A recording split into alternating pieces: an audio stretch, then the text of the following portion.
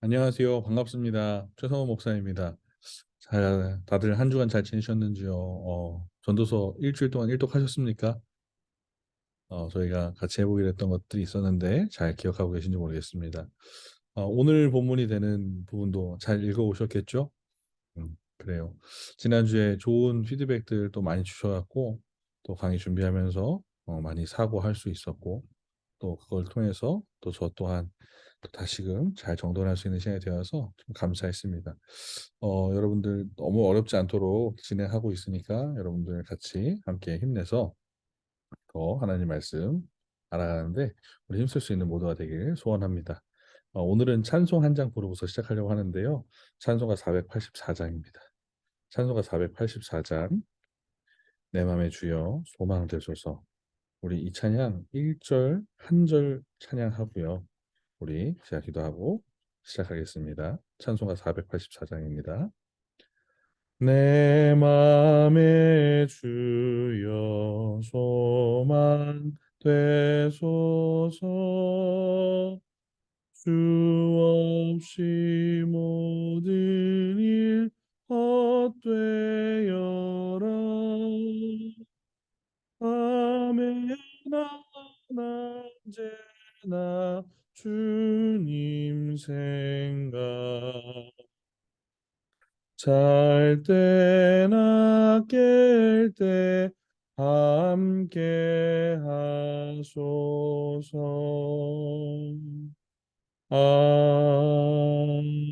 아멘. 우리의 지혜와 참 소망 되신 하나님, 오늘도 우리에게 생명 주시고 호흡 주셔서 하루를 또 연장케 하시고 이 땅을 살아감에 있어서 우리의 뜻과 우리의 생각이 아닌 하나님의 뜻대로 살고자 또 주 말씀 앞에 있도록 우리를 인도하여 주신 것 감사합니다.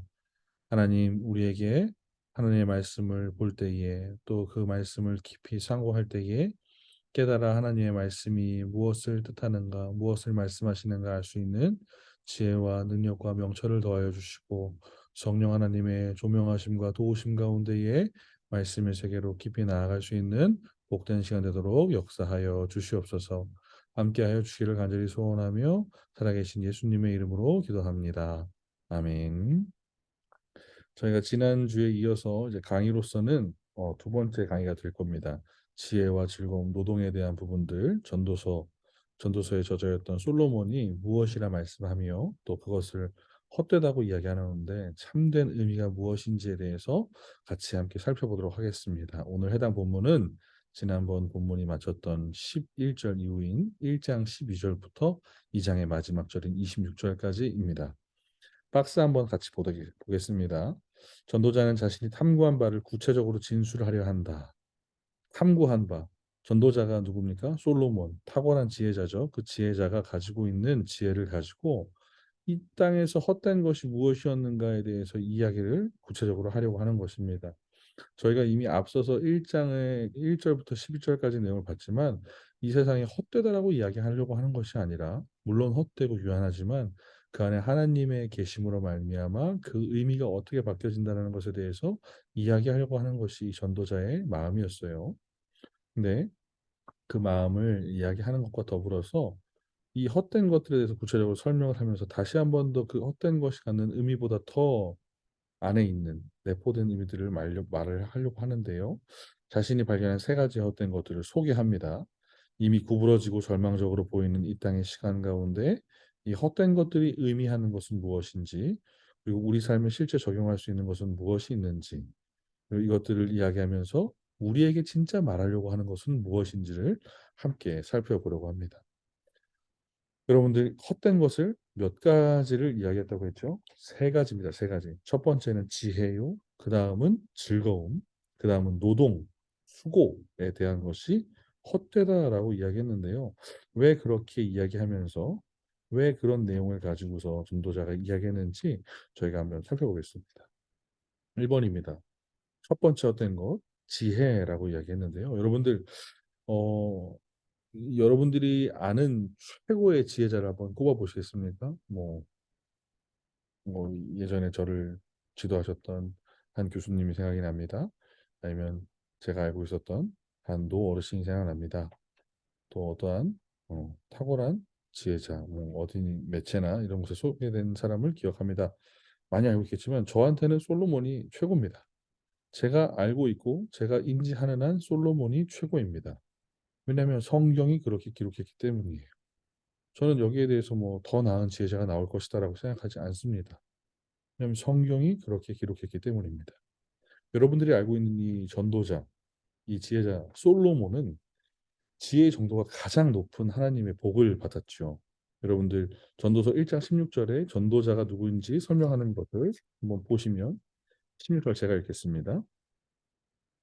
내가 크게 되고 지혜를 더 많이 얻었으므로 나보다 먼저 예루살렘에 있던 모든 사람들보다 낫다 하였나니.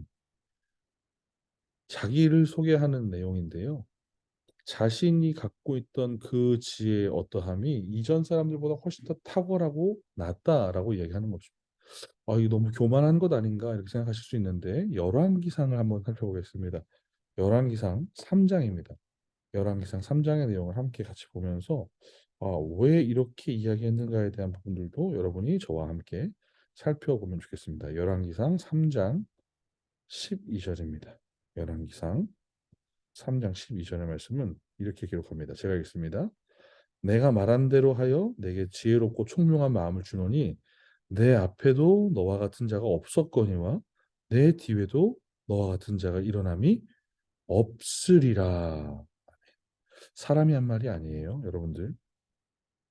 솔로몬이 왕위에 오를 때 왕위에 오르기 전에 1,000번제를 하나님 앞에 드림으로 1,000번제에 대한 응답으로 하나님께서 솔로몬에게 무엇을 줄고 말씀하셨죠. 이에 하나님이 그에게 이르시되 11절 얘기합니다. 즉 하나님이 이 솔로몬에게 말씀하셨다는 것입니다. 네 이전에도 너 이전에도 너와 같은 사람은 없었을 뿐더러 내 이후에도 너와 같이 지혜로운 사람이 없다라고 기록했다는 것이. 이렇게 탁월한 지혜의 사람이 바로 솔로몬이었어요. 그래서 지혜에 대한 부분들을 어디까지 탐구할 수 있는가 알아보다가 전도서에 보니 전도서에 이렇게 얘기합니다. 전도서 1장 17절에 내가 지혜를 알고자 미친 것들과 미련한 것들을 알고자 하여 마음을 썼다. 여러분 너무 지식이 많아서 미쳐 있는 사람들, 너무 아는 것이 많아서 약간 이상해 보이는 사람들이 더러 여러분들 주변에서 혹은 여러분들이 뭐 매체를 통해서는 한번 이렇게 경험해 보신 적이 있을지 모르겠습니다만 너무 똑똑해서 미쳐 있는 사람, 그래서 혹시 그 미친 사람은 정말 지혜로운 사람이 아닌가까지도 고려하면서 전도자가 지혜에 대해서 탐구했다라는 것이에요. 그런데 이 탐구의 결과가 어떤 것입니까? 여러분 오늘 전도서의 본문이 되는 1장 18절인데요. 지혜가 많으면 번뇌가 많으니 지식을 더하는 자는 근심을 더하느니라. 지혜가 많은 것이 유익하지 않아요.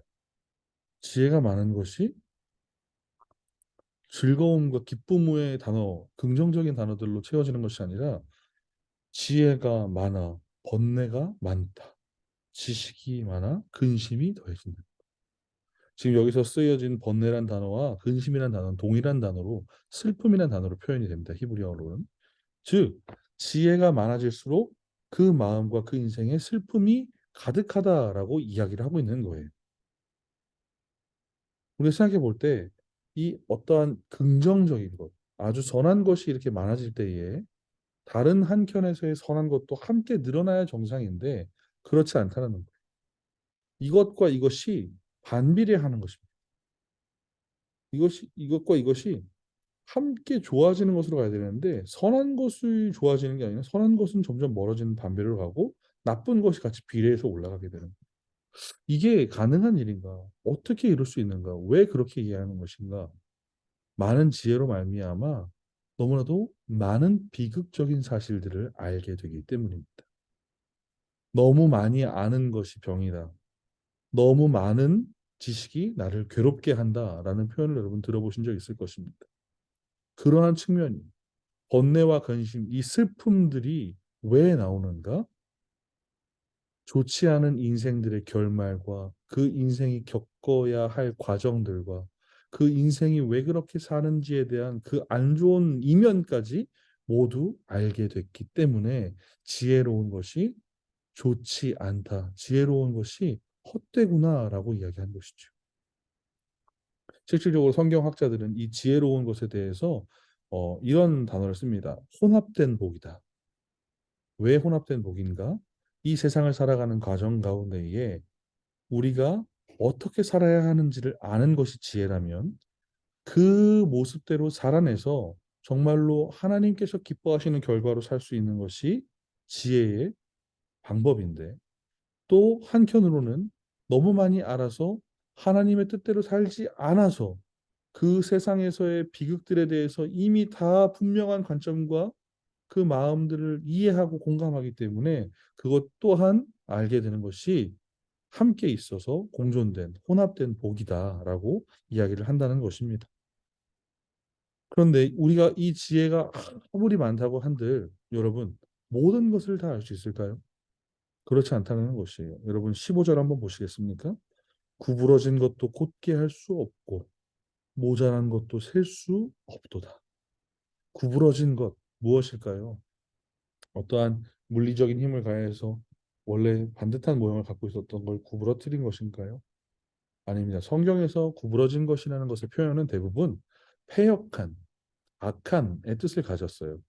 그래서 실질적으로 구부러진 마음, 구부러진 나라, 뭐 구부러진 족속 이렇게 표현할 때에 패역한, 하나님 앞에 범죄한 그런 것들을 이야기하는데 이 전도서에서 사용된 구부러졌다는 표현은 우리의 힘과 능력을 벗어난 하나님의 영역에 대해서 이야기합니다. 즉 하나님이 무언가를 어떠한 모습으로 만드셨을 때 왜 저렇게 만드셨을까에 대한 부분을 우리가 다 헤아릴 수 없다는 사실인 것이죠. 즉 우리가 이 해 아래에서 이 땅 가운데 살아가는 시간 가운데 정말로 많은 지혜를 가졌다 한들 우리가 하나님의 그 뜻을 다 측량할 수 없는 정말 지극히 유한한 지혜의 한 부분임을 보게 되었기 때문에 이 솔로몬은 그 지혜의 유한함 또한 헛되다라고 이야기한 것이. 그래서 이 첫 번째 헛된 것을 지혜라고 이야기하며 지혜의 결과물은 슬픔뿐이다, 헛되다라고 말하고 있는 것입니다. 그러면서 두 번째 헛됨에 대해서 이야기하는데 즐거움이라고 얘기해요. 성경에 보면 2절에 내 마음에 이르기를 자 시험 삼아 너를 즐겁게 하리 너는 낙을 누리라. 즐거움과 낙 2절에는 웃음 그리고 2절에 또 후반부로 갈 때 희락 이 내용들이 쓰여집니다. 이 내용들을 쓰는 데 있어서 우리가 하나 기억해야 할 것은 이 전도자가 확인하려고 했던 즐거움에 대한 부분들은 눈에 보이는 즐거움인 것이 느껴질 수 있는 즐거움이에요. 맛볼 수 있는 즐거움이에요. 즉 오감을 만족시키거나 우리의 어떠한 보여지는 것들에 대한 충족을 주는 즐거움에 대해서 탐구한 것이죠. 그냥 본인이 정신적, 지혜적인 부분으로선 굉장히 탁월한 사람이었기 때문에 그런 부분을 보게 됩니다. 그래서 1절부터 10절까지 계속해서 난 이런 즐거움을 느꼈고 이런 것들을 추구해 보았고 내가 본능적인 욕구에 대해서 내가 이러한 것들에 대해서 소출을 많이 쌓아보기도 하고 또 다른 편으로서 이것도 노력해 봐서 열심히 내가 즐겁기 위해서 최선을 다해 보았다. 그런데 그 결론이 어떻게 됩니까? 헛된 몫이다 라고 이야기해요. 즐거움을 갖기 위해서 수많은 노력과 시도를 진행했지만 결국에 그 즐거움은 무엇이냐? 그 수고에 대한 하나의 보상, 몫이라는 거예요. 즉 즐거움을 얻기 위해서 우리가 어떠한 수고와 노력과 대가를 해야 되는데 그것이 정말 허사스러운 것이라는 이야기를 하는 거예요. 어려운 내용인 듯 보입니다. 즐거운 것조차도 결국에는 그냥 그 자체로 즐겁고 본질적으로 좋은 것이 아닌 그 내용은 수고가 수반되는 것이라는 것이죠. 그래서 나를 즐겁게 하기 위해서는 무엇이 필요하다?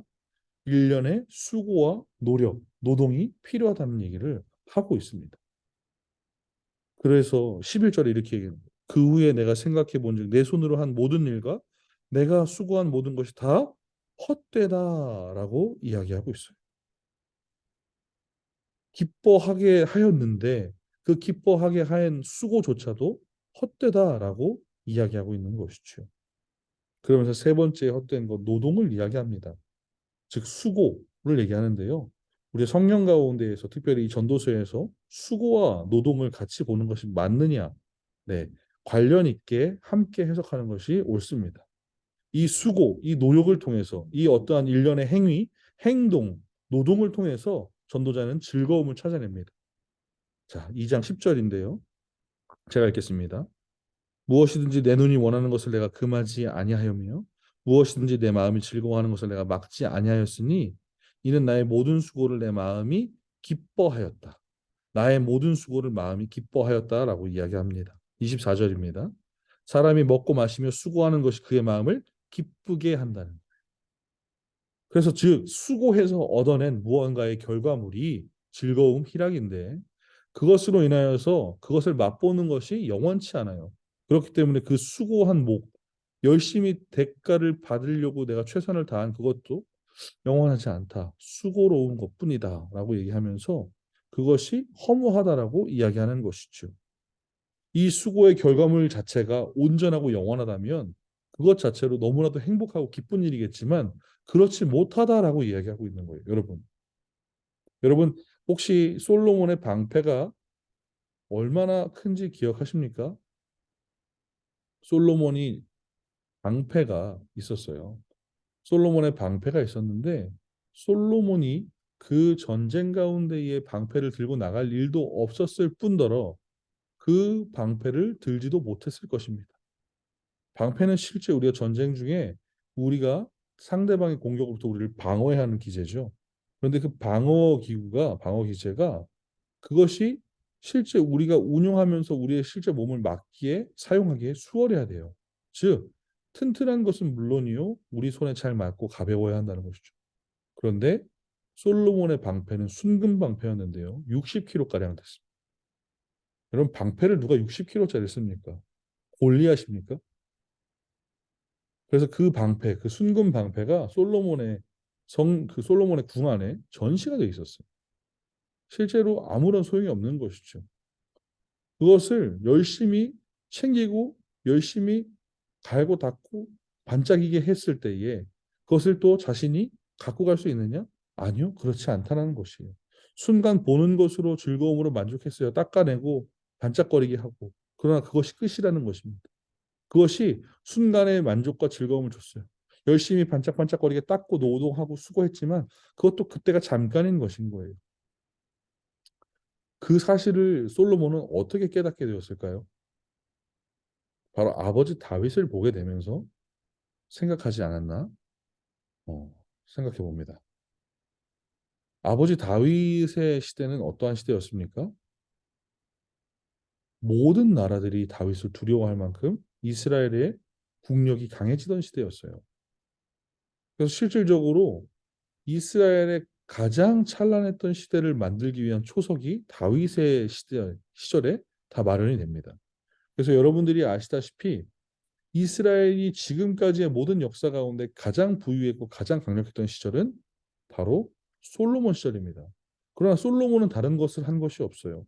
지혜롭게 통치한 것이 전부이며 지혜롭게 그 외교 사절단들 그리고 자신에게 조공을 바치는 그 나라들을 다스리고 관리한 것밖에 없습니다. 물론 그것이 쉽지 않은 일이겠지만 그것을 할 수 있게끔 만든 토대는 다 어디서 온 것입니까? 바로 다윗 때 온 것이. 다윗이 성전을 지으려고 했습니다. 예루살렘 성전을 지으려고 했는데 다윗이 지었습니까? 못 지었죠. 하나님께서 그 손에 피를 너무 많이 흘렸다라고 말씀하시면서 성전을 지을 수 있는 준비는 그때 다 해둡니다. 저 레바논의 백향목과 그 좋은 것들까지도 다 준비되어 있던 것이에요. 아버지 다윗이 준비한 것을 솔로몬은 짓고 완공시킨 것이죠. 그리고 그 나라의 영토들과 그 나라의 국방력과 그 나라의 힘과 그 나라의 그 부강함은 다 준비된 것이. 그런데 다윗의 인생이 어땠습니까? 장인어른에게 쫓기고 아들에게 쫓기고 그 말년까지 끝까지 전쟁 가운데 있다 피를 흘리고 싸우다가 그 인생을 마지막을 너무나도 초라하고 연약한 한 인생으로 끝나버린 아버지 다윗을 본 것이에요. 그렇기 때문에 자신의 노년을 그 맞은 입장에서 다윗의 노년을 기억하게 됩니다. 보면서 어떻게 된 것입니까? 아, 수고하고 열심을 다해서 다 챙겼으나 그 순간의 즐거움은 있었을지 모르겠지만 그것도 영원하지 않았을 뿐더러 저것조차 가지고 갈 수 없는 인생이구나. 그러면서 그 수고, 그 노력, 그 노동에 대해서 아, 헛된 것이구나라는 생각을 하게 됐다는 것이죠. 18절을 한번 볼까요? 내가 해 아래 내가 한 수고를 미워하노니 이는 내 뒤를 이을 이에게 남겨주게 됨이라. 내가 갖고 갈 수 없다는 거예요. 그럼 내 뒤에가 좀 잘 되게 해줬으면 좋겠는데 내 뒤에서 받을 사람이 잘 받은 사람인지 잘못 받은 사람인지도 알 수가 없어요. 여러분 솔로몬 시대 때 여러분 솔로몬 시대 때 그 이후에 그 이스라엘은 평안했습니까? 그렇지 않아요. 솔로몬의 아들이었던 르호보암이 남유다의 왕이 됩니다. 그러나 그것으로 끝나지 않고 북이스라엘에서 여로보암이라는 한 사람이 일어나 왕이 됩니다. 그 여로보암은 르호보암과 뭐 끝에 이름이 보암으로 같으니까 뭔가 형제 관계처럼 느껴지는 것처럼 느껴지실 수 있는데 전혀 다른 사람입니다. 그리고 그 남유다에는 솔로몬의 영광이 그대로 가지 않습니다. 상당히 많은 부분의 것들을 북이스라엘이 취하게 됩니다. 즉 잘 영화롭게 지켜놓고 아버지가 주셨던 것들을 잘 닦아놓기란 했지만 그 뒤가 그것을 영원히 아주 아름답게 보존하고 지키지 못했다는 것이 결국에 결과적으로는 또 어떻게 됩니까? 남유다와 북이스라엘 모두 멸망하게 되는 것이죠. 즉, 이 영원한 것이 없음에 그 수고로움이 무슨 기쁨이 되며 즐거움이 되며 무슨 값어치를 할 수 있겠느냐라는 생각을 하게 되는 것이죠. 그래서 여러분들이 생각하실 때 이런 생각을 합니다. 당연히 우리가 죄 가운데 있으니까 그 수고가 다 쓸데없는 것 아닙니까? 그냥 계속 수고해야 되는 거 아닙니까? 그런데 여러분들 잘 기억하셔야 되는 것은 이 수고, 노동에 대한 것들은 죄로 인한 것이 아니라는 사실을 여러분 하나 기억하셔야 됩니다. 오늘 성경에서 보지 못했던 얘기를 하시는 것 같은데 아니요. 성경에 나온 것을 여러분들이 기억하실 때 바르게 기억하셔야 될 부분들을 말씀드리려고 하는 것입니다. 여러분들 하나님께서 사람을 지으신 뒤에 이렇게 말씀하십니다. 창세기 1장 28절입니다. 창세기 1장 28절에 이렇게 기록합니다. 하나님이 그들에게 복을 주시며 하나님이 그들에게 이르시되 생육하고 번성하여 땅에 충만하라 땅을 정복하라 바다의 물고기와 하늘의 새와 땅에 움직이는 모든 생물을 다스리라 하시니라. 생육하고 번성하는 것 이것은 사람의 목적 중에 하나이죠. 그리고 충만하는 것입니다. 그리고 땅을 정복하라라고 말씀하고 있습니다. 땅을 정복하는 것이에요. 그냥 두는 것이 아니라 이것은 무엇입니까? 직접적 나서서 그 사람이 몸을 써서 움직여서 그 땅을 주관하게 하는 것입니다. 그리고 더 나아가서 한 절을 더 볼까요? 창세기 2장 15절입니다. 그 뒤에 2장 15절에 이렇게 기록합니다. 여호와 하나님이 그 사람을 이끌어 그 사람이 누굽니까? 아담이죠. 그 사람을 이끌어 에덴 동산에 두어 그것을 경작하며 지키게 하셨다라고 얘기하고 있어요. 하나님께서는 이 땅 가운데 죄가 오기 전에 이미 아담을 통해서 이 땅에서 있는 일들을 이 땅에서 나는 것들을 지키고 경작하고 또 정복하며 다스리게 하시며 하나님께서 인간에게 수고하는 것, 노동하는 것, 일하는 것들을 굉장히 거룩하게 하셨어요. 이 모든 것들을 통해서 다윗은 성취를 느낍니다. 이 성취를 느끼는 다윗, 성취를 맛보는 다윗이에요. 그러나 죄가 이 땅 가운데 들어오면서 해 아래의 인생이 된 그 시간, 그 시점이 유한한 인생으로 바뀐 그 시점이 죄에 대해서 바뀌어진 노동과 일에 대한 모습을 보여주는데 그것이 3장 16절 이하로 나옵니다. 3장 16절 이하에 이렇게 기록되어 있습니다. 제가 읽겠습니다. 또 여자에게 이르시되 내가 내게 임신하는 고통을 크게 더하리니 내가 수고하고 자식을 낳을 것이. 여인의 수고가 여기 들어가죠. 그리고 남편을 원하고 남편은 너를 다스릴 것이라 하시고 아담에게 이르시되 내 아내의 말을 듣고 내게 먹지 말라 한 열매를 먹었은즉 땅은 너로 말미암아 저주를 받고 땅이 저주를 받습니다. 아담이 저주를 받지 않아요. 땅이 저주를 받습니다. 이 구절을 기억하셔야 돼요. 너는 내 평생에 수고하여야 그 소산을 먹으리. 그전에는 여러 실과들이 그냥 있었습니다. 그래서 먹기에 좋았어요. 그러나 지금은 죄로 인하여서 땅이 저주를 받아서 그 땅을 일궈내고 수확해야지, 그 수고가 있어야지 결과를 볼 수 있게 된 것이에요. 그러니까 실질적으로 수고, 노동에 대한 것은 본래는 하나님께서 주신 거룩한 성취를 맛볼 수 있는 아주 아름다운 내용이었던 것이죠. 죄송합니다. 그러나 그 본질이 죄로 인하여서 변화되게 된 것입니다. 만족스러움과 고통스러움을 함께 주게 되는 양면적인 존재가 된 것이죠. 그렇다면 지혜와 즐거움, 노동은 정말 헛된 것인가? 그렇지 않습니다. 1장에서 우리가 앞서 봤던 것처럼 전도자가 이야기하는 것은 헛됨의 포커스가 아닌 것이에요. 실제로 헛되다의 포커스라기보다 이 헛된 것을 헛되지 않게 하는, 헛되다고 말하는 것을 정말로 온전하게 하는 것이 무엇인가를 더 보게 하는 것입니다. 1장에서 하나님께서 개입하실 때에, 하나님께서 역사하실 때에 그 인생이 어떻게 되는지를 말씀을 드렸습니다. 이 헛되지 않은 것들, 지혜와 즐거움과 노동, 수고도 마찬가지. 전도자의 본심이 숨겨진 것이지요. 그러나 1장에서 초반부에 나왔던 것처럼 가려놓지 않습니다. 명확하게 이야기합니다. 24절부터 26절까지의 말씀이 그렇죠. 24절과 26절입니다. 결과는 그 근심하는 것, 수고하는 것이 아니라는 거예요. 그걸 끝나는 것이 아니에요. 한번 24절과 26절을 볼까요? 여러분, 오늘의 주요 구절을 보셔도 좋습니다. 24절의 하반절입니다. 이것도 본즉, 이것도 본즉 무엇이요? 사람이 먹고 마시며 수고하는 것보다 그의 마음을 기쁘게 하는 것이 없다 했는데, 그것도 가만히 보니까 결국에 이것이 하나님 손에서 나오는 것이더라 얘기하는 거예요. 하나님 손에서 나오는 것이더라 얘기한단 말입니다. 즉 지혜와 즐거움과 기뻐하는 것, 노동이, 수고가 하나님께서 개입하시고 계획하시고 허락하신 것이다라는 것을 이야기하는 거예요. 그리고 26절의 상반절입니다. 하나님은 그가 기뻐하시는 자에게 지혜와 지식과 희락을 주시나. 하나님께서 기뻐하시는 인생에게 그것을 허락하셨다라는 거예요. 즉 하나님께서부터 주신 것이, 하나님께로부터 온 것임을 명확하게 아는 사람은 지혜와 즐거움과 수고가 헛되지 않다는 것을 압니다. 물론 그것이 영원하진 않습니다.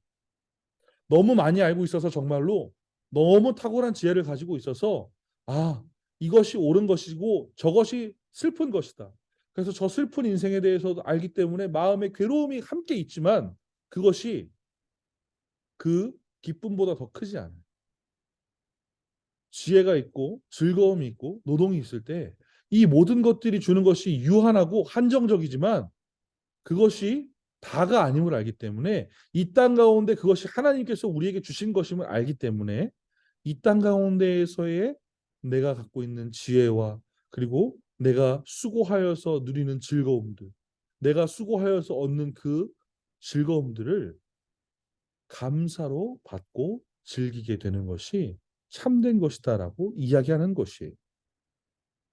여러분, 옛날에 그 LG라는 그룹이 자기의 이름을 바꿀 때 설명하기 위해서, 잘 기억하기 위해서 Life is good이라고 했어요.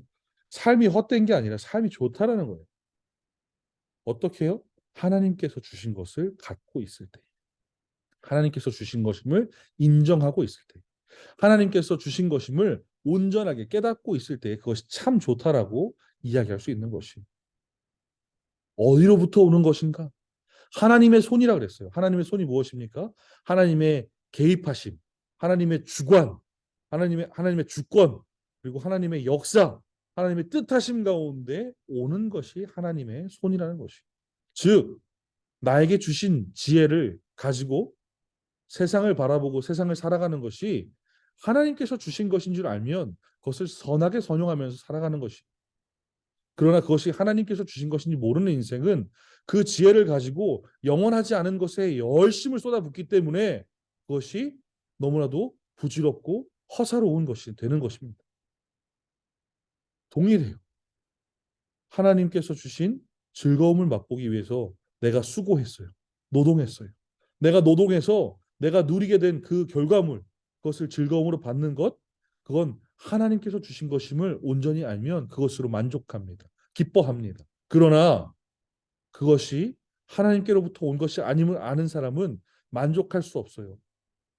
100원을 버는 사람이 1000원을 어느 날 벌었다고 가정하겠습니다. 그러면 100원을 벌었던 그날보다 1000원을 벌었던 날이 있기 때문에 기뻐할까요? 그렇지 않아요. 하나님께로부터 온 것이 아니라고 생각하는 사람은 이 1000원이 왔을 때에 이 1000원이 사라질까를 두려워하겠죠. 그리고 다시 또 100원을 벌까 걱정할 것입니다.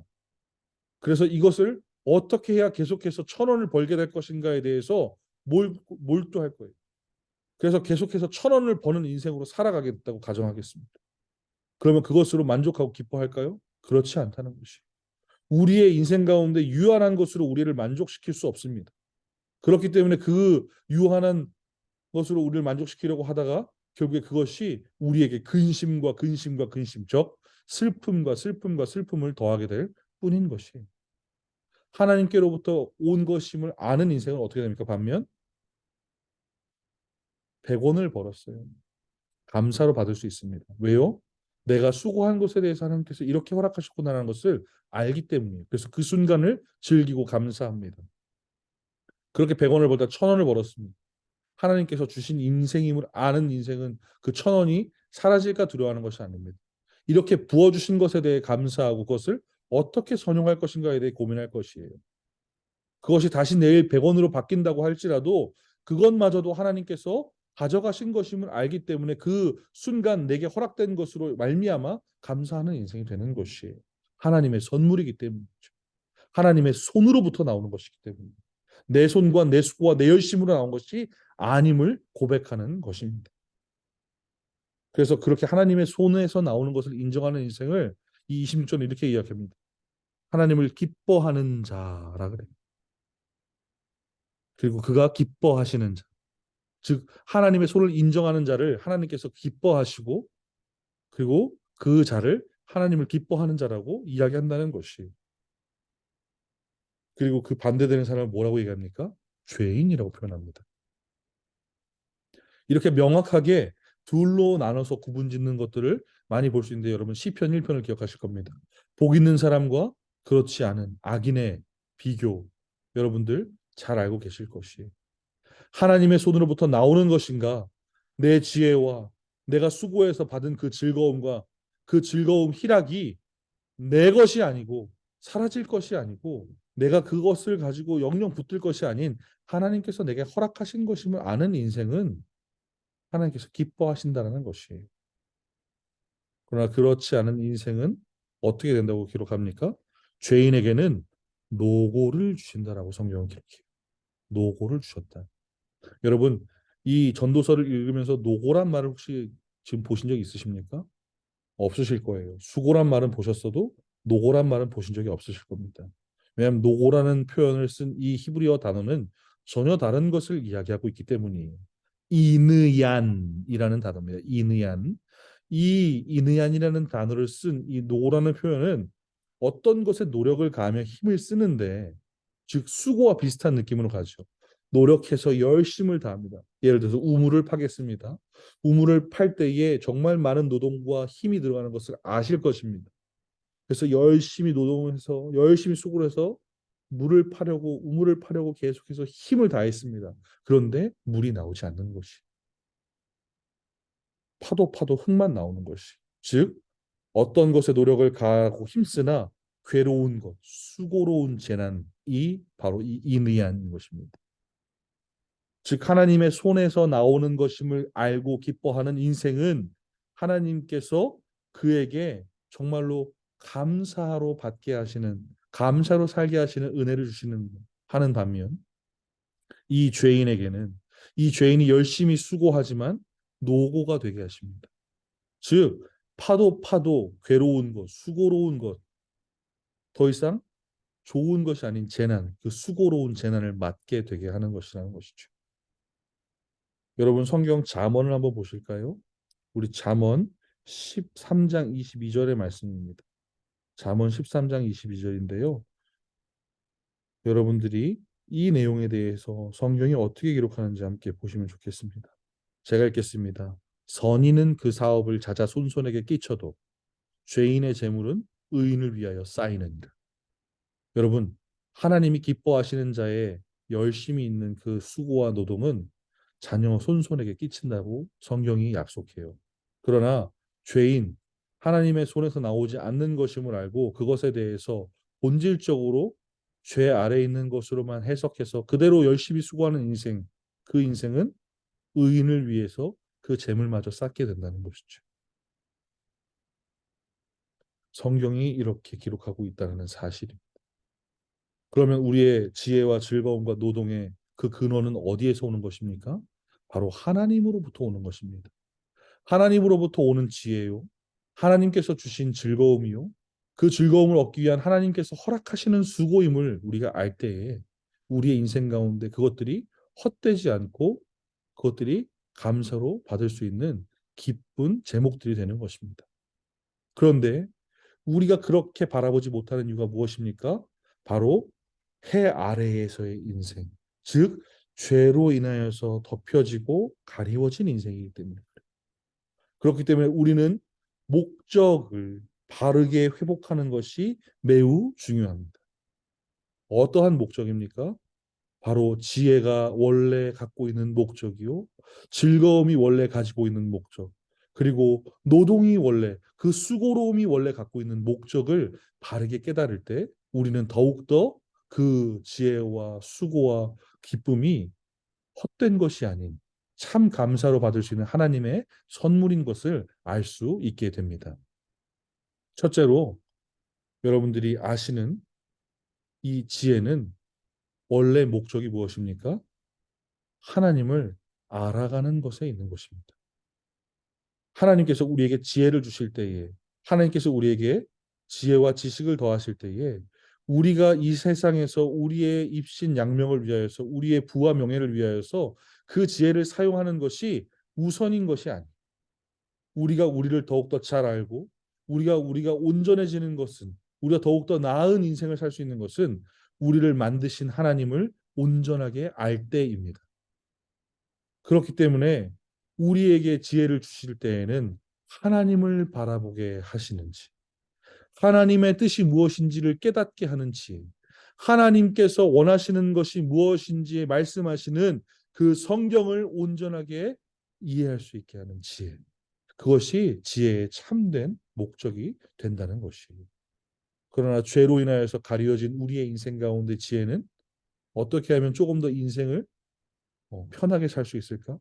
어떻게 하면 조금 더 인생 가운데에 내가 어, 유리하며 내가 더 나를 위해서 남들보다 나은 무언가를 해낼 수 있을까에 포커스를 맞춘다는 것이죠. 어떻게 보면 지혜라는 말이 부끄러운 표현이 되는지도 모르겠습니다. 그러나 원래의 지혜의 목적은 하나님을 알게 하는 것입니다. 그 사실을 기억해야 하는 것이죠. 두 번째는 즐거움입니다. 여러분 우리가 말하는 이 즐거움은 희락, 기쁨과 연계되어 있습니다. 이 즐거움, 희락과 기쁨은 원래 여러분들 어디로부터 오는 것입니까? 하늘로부터 오는 것입니다. 여러분들 성령의 9가지 열매를 기억하실지 모르겠습니다. 사랑과 희락과 화평과 오래 참음과 자비와 양선과 온유와 충성과 절제니 이 같은 것을 금지할 법이 없느니라. 갈라디아서 5장 22절 23절 말씀이지요. 그런데 여러분 이 성령의 열매는 한 가지 열매입니다. 하나의 열매인데 9가지의 모습, 맛을 나타내는 것이죠. 특별히 첫 번째 나타나는 사랑과 희락과 화평은 나와 하나님과의 관계로부터 오는 것입니다. 사랑은 내 안에서 나타날 수 있는 것이 아니에요. 사랑은 내 누군가 옆에 있는 것으로 나타날 수 있는 것이 아니에요. 사랑은 사랑이신 하나님으로부터만 말미암는 것입니다. 그래서 사랑과 희락과 화평 이것은 위로부터 공급받는 것이에요. 즉 희락, 이 조이라고 하는 것, 기쁨, 이 즐거움은 실질적으로 우리 안에서 그냥 우리가 만들어낼 수 있는 것이 아닌 것이 하나님으로부터 말미암는 것이 이 즐거움이라는 것이죠. 사람의 제일 되는 목적이 무엇입니까? 라고 웨스트민스터 소요리 문답 제1문은 질문합니다. 그 답이 무엇입니까? 제1문에 대한 답은 이러합니다. 하나님을 영화롭게 하며 그분을 영원토록 즐거워하는 것입니다. 라고 얘기하는 것이죠. 우리가 즐거워하다는 표현은 우리의 그냥 육신만 즐거운 것이 아닌 우리의 참된 즐거움을 허락하시는 하나님을 기뻐하는 것이 먼저인 것입니다. 즉 그 하나님을 기뻐할 때, 즉 그 하나님을 예배할 때, 그 하나님을 온전히 바라볼 때, 그 하나님으로부터 말미암아 위로부터 내려오는 즐거움을, 기쁨을, 그 희락을 우리 가운데 풍성하게 채워주시는 것이라는 것이죠. 이것이 즐거움의 본질인 것입니다. 즐거움의 본질이라. 그런데 이것을 우리가 놓치고 있다라는 것이죠. 해 아래의 인생, 죄로 가리워진 그 상황 때문에. 그래서 이 땅에서의 썩어질 것들, 이 땅에서의 너무나도 한계가 명확한 것들, 정말로 쥐면 놓치고 불면 사라지는 것들로 우리가 우리를 채우려고 하고 있다는 사실입니다. 그러나 참된 즐거움은 하늘 위에서 내려주시는 것입니다. 마지막으로 아까도 잠시 살폈지만 그 수고, 노동하는 것, 죄 있기 이전부터 있던 것입니다. 하나님께서 맡기시고 명령하신 것이에요. 여러분들 직업란을 쓸 때에 제가 지난번에도 말씀을 얼추 드렸던 것 같은데요. 예, 직업란에 예, 거기다 job이라고 쓰지 않습니다. occupation이라고 잘 안 씁니다. calling이라고 쓰는 란을 훨씬 더 많이 봅니다. 물론 시대와 시절이 변해가면서 영미권에서도 많은 변화들이 있기 때문에 기독교에 반하는 사상들 그리고 그것들을 빼려는 모습들에서는 그것들이 점점 희미해지긴 하겠지만 불과 몇십 년 전만 해도 그렇지 않았어요. 직업란에 명확하게 콜링이라고 써 있는 것들을 제가 기억합니다. 콜링 무엇입니까? 그냥 소명이라고 생각하십니까? 아니요. 부르신 곳에서 내가 열심히 수고하는 것. 하나님께서 허락하신 것이. 그러나 죄로 인하여서 그 땅이 저주받음으로 말미암아 우리가 죽을 때까지 수고하여야만 소산을 얻게 되는 그 안타까움이 있음으로 말미암아 이 땅 가운데의 그 수고가 참 변질되어서 고통스럽고 끝까지 해야만 하고 결국에 그것으로 아무것도 얻을 수 없는 참 허무맹랑한 노동같이 보일 수 있겠지만 본질은 그렇지 않다는 것이 우리를 부르신 곳이고 우리가 열심을 다해서 그곳에서 하나님의 영광을 위하며 하나님께서 그 최선을 다한 곳에 부어주시는 성취, 그 소산을 먹고 누리게 하신 것이 그 노동, 수고의 본질인 것입니다. 그래서 우리는 그 사실을 기억해야 해요. 이 본질에 가깝게 회복되지 않으면 이 본질을 우리가 회복하지 않으면 이 땅 가운데에서 하나님께서 이 세 가지를 주신 것이라고 인정하지 않는 인생이 되면 우리는 일하는 것도 우리가 이 땅 가운데 누리는 것도 우리가 이 땅 가운데 열심을 다하는 것도 다 부질없다 느껴질 것입니다. 그러나 우리의 인생은 그러하지 않습니다. 이 전도서의 기자였던 솔로몬이 1장부터 점점 자신이 하고 싶어하는 말을 끝에 12장에 다 쏟아놓기 위해서 하나씩 하나씩 점차 빌드업하고 있어요. 하나님이 계셔야 하고 하나님이 주신 것을 알아야 합니다. 그렇게 될 때에 우리의 인생은 허무하지 않습니다. 우리의 인생은 우매하지 않습니다. 우리의 인생은 정말로 헛수고하는 인생이 아니게 되는 것입니다. 사랑하는 우리 귀한 온라인 수강생 여러분들 기억하십시오. 하나님의 손으로부터 온 것입니다. 우리가 수고하는 것, 우리가 지혜를 사용하는 것, 그리고 우리가 그 모든 것들을 통하여서 얻는 그 즐거움들은 다 하나님께서 주신 것을 인정하며 하나님 안에서 누릴 때에 이 땅 가운데에서 값지게 우리가 받게 되는 하나님의 선물인 것입니다. 여러분들이 그 사실을 기억하면서 이 땅을 살아가는 나의 모든 순간 가운데 나를 지으신 그 목적대로 온전히 살아갈 때 혹시 내가 이것들을 원래의 목적과 다르게 생각하여서 잘못 쓰고 있지는 않는가 잘 살피시면서 하나님이 원하시고 기뻐하시는 방향대로 온전하게 세워가시는 여러분들의 삶과 여러분들의 모든 시간들이 되시기를 간절히 소망합니다. 이로써 우리 두 번째 강의, 우리 지혜와 즐거움과 노동, 수고에 대한 부분들을 마무리하고요. 다음 주에는 제가 가장 좋아하는 본문 중에 하나인 전도서 3장의 내용을 가지고 때와 시기라는 제목으로 우리가 함께 또 나눔을 갖도록 하겠습니다. 잘 들어주셔서 감사하고 또 업로드에 어려움 없도록 잘 진행할 수 있도록 모든 상황들이 잘 합력하여 선을 이룰 수 있도록 여러분도 함께 도구해 주시기를 바랍니다. 출석 퀴즈 나갑니다. 출석 퀴즈를 잘 모르셔서 계속해서 저한테 그냥 따로 저 듣고 있습니다, 뭐 합니다 이렇게 보내주신 분이 있는데 출석 퀴즈를 꼭 해주셔서 저한테 그것으로 제가 확인할 수 있도록 부탁을 드리겠습니다. 오늘의 출석 퀴즈는 어, 다른 것이 아니라요. 아까 제가 26절에서 말씀드렸죠. 죄인이 하는 수고가 아닌 노고다라고 했는데요. 이 노고의 히브리어 원어는 무엇일까요? 세 글자입니다. 초성 힌트 이응, 니은, 이응입니다. 네, 다들 잘 맞추실 거라고 생각하고요. 다들 또 다음 주에 좋은 강의로 함께 만날 수 있도록 네, 각자 계신 곳에서 잘 기도해 주시고 기대하는 마음으로 함께 할 수 있도록 하겠습니다. 수고 많으셨습니다. 감사합니다.